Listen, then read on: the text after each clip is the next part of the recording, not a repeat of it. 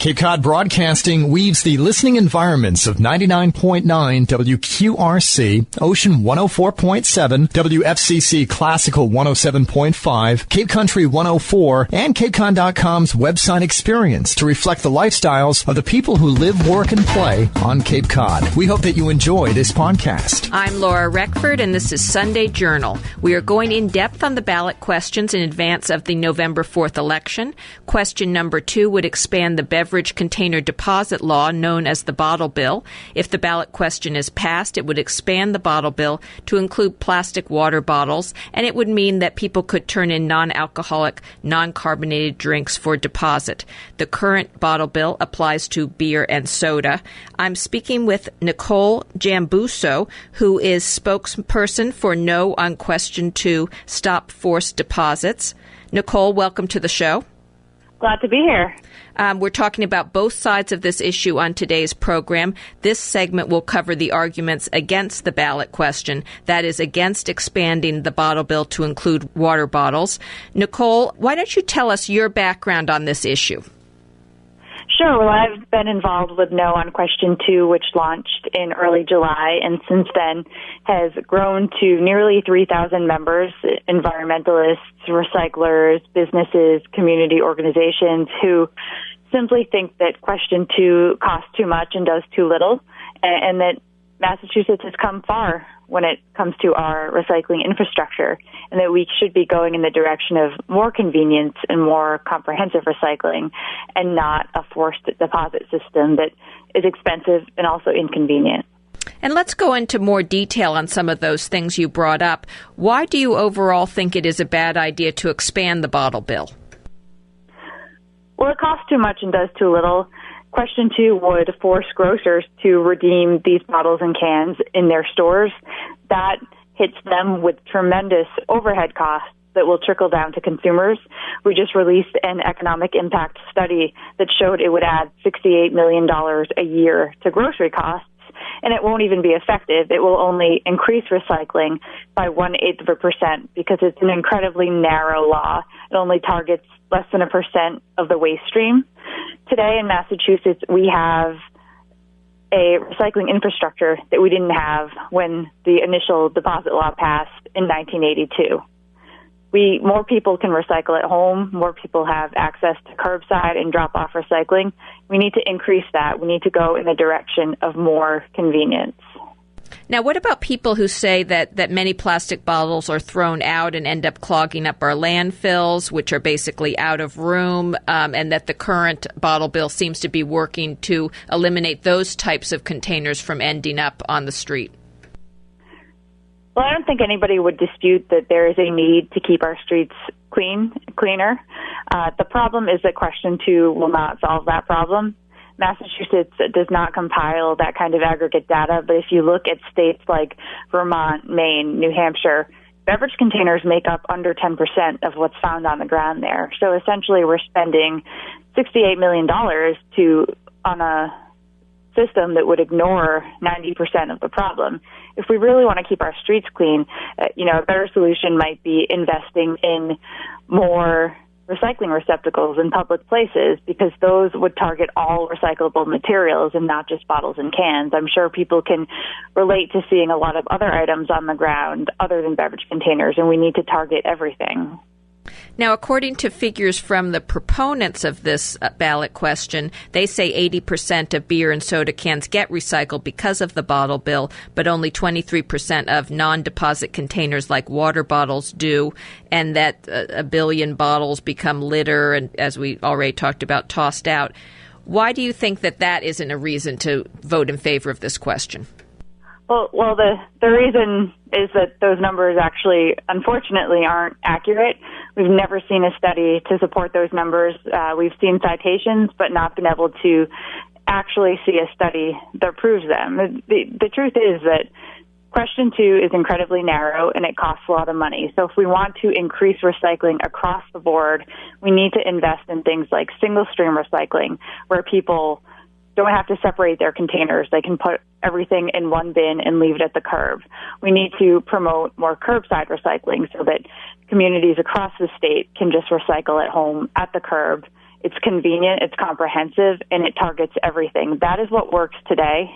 That's the future of recycling. It relies on modern recycling technology, not a system that was created for a different time. I'm Laura Reckford, and this is Sunday Journal. I'm talking with Nicole Giambusso, who is speaking against ballot question 2, which would expand the bottle bill. Now, when we were chatting before the show, you said you're a recycler, but again, you're a spokesperson for voting no on this bill. Do you find that people want to talk to you about that aspect of it, the fact that you're in favor of recycling in general? Yes, well, our entire coalition is in favor of recycling. Some of our biggest supporters are recyclers here in Massachusetts who run these recycling facilities and recycle. One of them recycles 1,000 tons of materials a day and doesn't think question 2 is a good idea. So we're environmentalists, we're recyclers. The disagreement isn't whether we need to increase recycling and keep our streets clean. The disagreement is in how to get there. I recycle at home. I recycle avidly, but when I use a beverage container, I recycle it in the curbside barrel, and I don't bring it back to the store. So essentially what we have here is people are paying for two systems. They're paying for their community recycling program, and then they'll be paying for this other program. So people would be paying twice to get something once. And we want to recycle, but we need to utilize a simple, straightforward, and affordable system. Curbside recycling is 10 times cheaper than a forced deposit system. It's cheaper, it's less hassle, and it works better. Now, the ballot question has been endorsed by a number of towns in Massachusetts. I think the number is 207, as well as various business leaders. Why do you think they're wrong about this?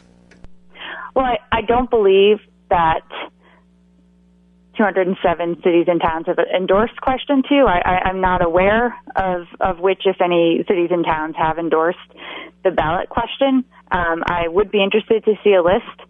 But as I said, we have nearly 3,000 members. We have 20 chambers of commerce across Massachusetts. We have recyclers. We have grocers. We have individuals, local environmentalists who have looked at question 2 and don't think it's a good idea. Do you think that there is a way to rework the question to, as you say, in the future, maybe bring it back and bring up, as you talk about, the system is outdated, and to make it involve with more modern recycling technology?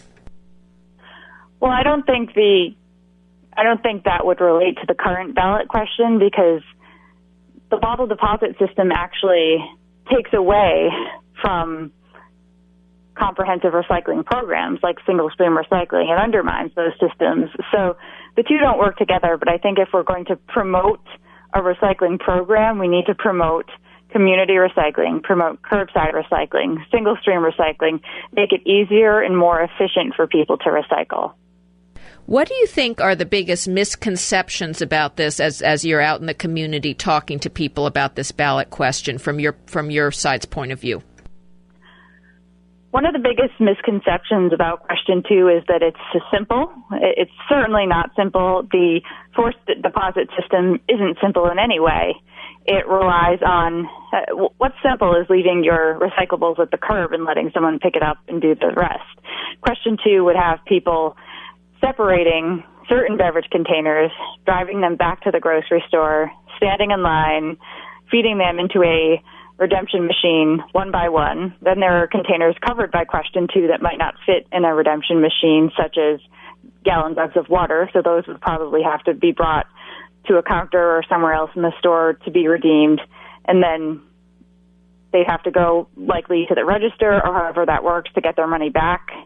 It's really just, I could go on and on, but clearly that's not an efficient, simple system. It's a huge misconception. Question 2 complicates things.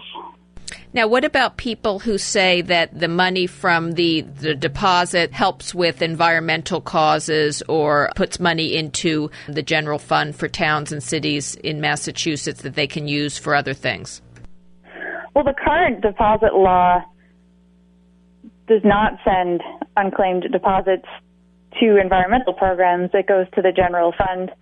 Over the past 10 years, $350 million in unclaimed deposits have gone to the general fund. They haven't gone to environmental programs.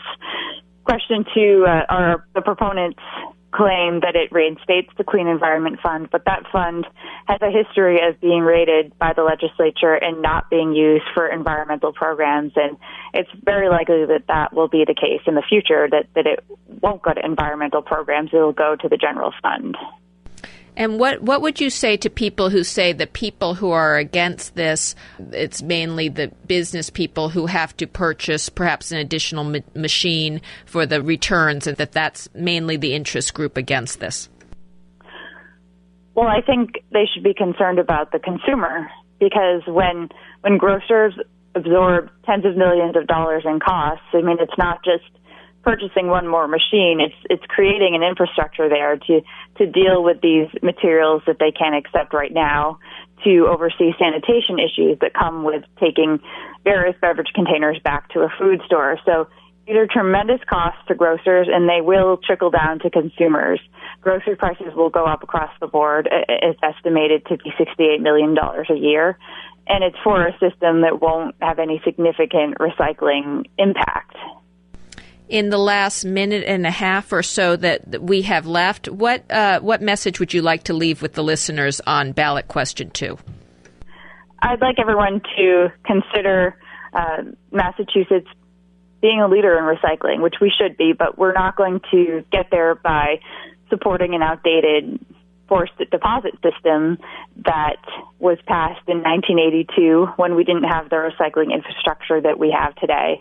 We need to embrace the modern recycling technology that makes curbside recycling and single-stream recycling possible, and we need to continue to innovate when it comes to recycling, but question 2 will only take us back. So I would encourage people to vote no on question 2, because it's not the answer for keeping our streets clean or for increasing recycling here in Massachusetts. I think we can do a lot better. I've been talking with Nicole Giambusso, who is advocating voting against question 2 on the November 4th ballot, which would expand the bottle bill. Nicole Giambusso, thank you so much for being with us here today. Glad to be here. I'm Laura Reckford, and this is Sunday Journal. This podcast is a presentation of Cape Cod Broadcasting, which is solely responsible for its content. Thank you for listening. For more information, please visit us at capecodbroadcasting.com.